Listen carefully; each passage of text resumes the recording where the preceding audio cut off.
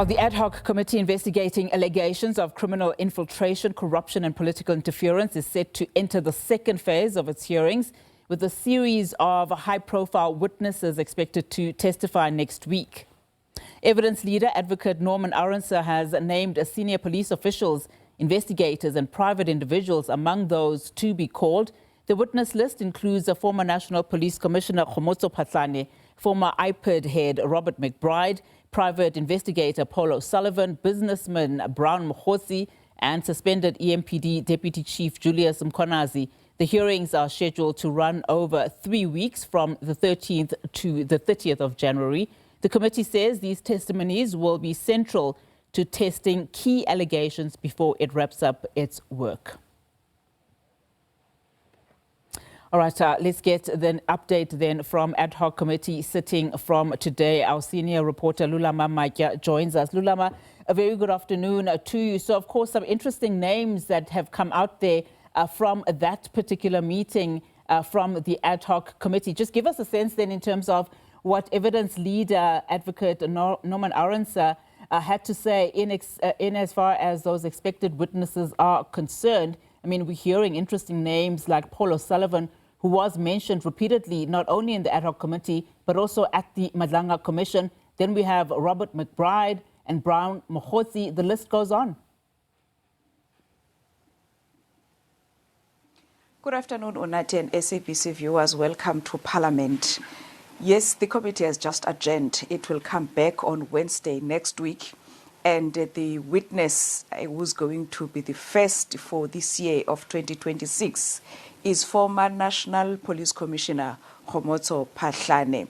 But as Unati, you are saying that these key witnesses, especially when it comes to Paul O'Sullivan and Brown Mogotsi, those two witnesses have requested to testify virtually.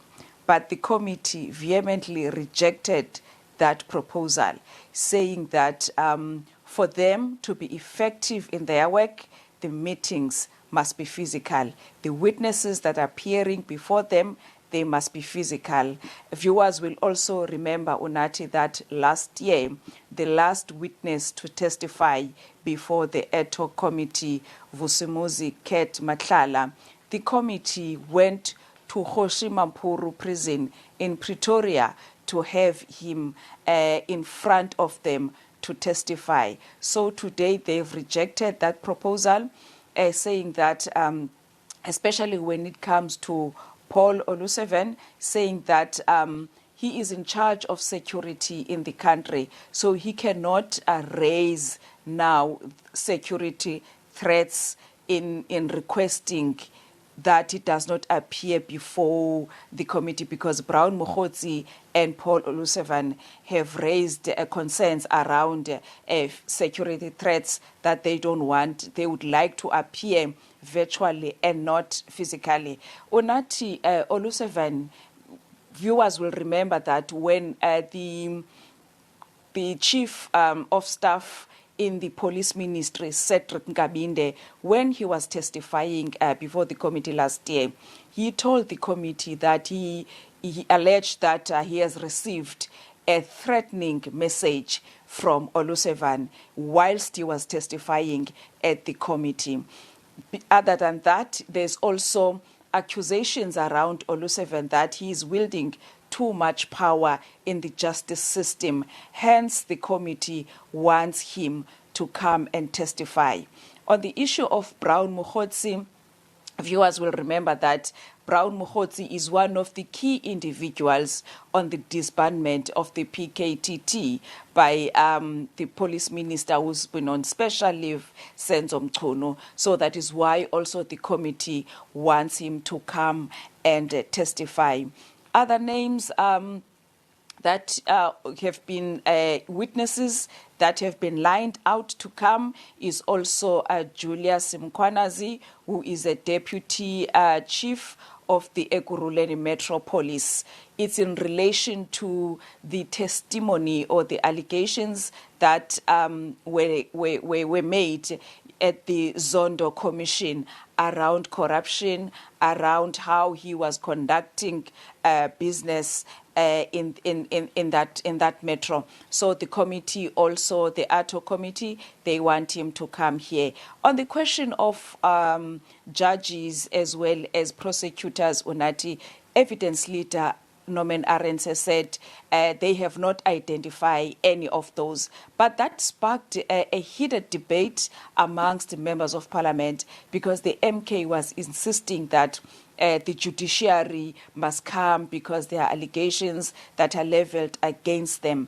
But EFF leader Julius Malema said the MK must mention judges by name. They must not paint all the judiciary with the same brush, because although he also has issues with the judiciary, especially he mentioned the Constitutional Court with the judgment around Phala, he can never paint the judiciary with the same brush, because there are men and women in the judiciary that are doing a good job. So that sparked a heated debate among MPs, but at the end of the day, there has not been any, the MK was unable to mention any judge by name so that that judge can be called to come and appear before the committee. The other issue, Unati, is submissions from the public. Remember, the committee also today was also going to take a decision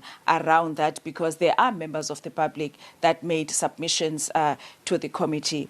There's accountability now.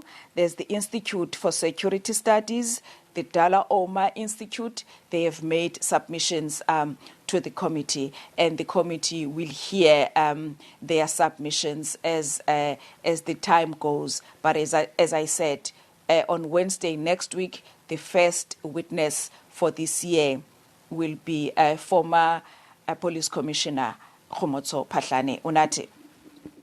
Lulama Matya, thank you so much for that update. Of course, Lulama Matya is our senior reporter, just giving us a sense then of what's to come at the Ad Hoc Committee that is scheduled to run for 3 weeks from the 13th to the 30th of January.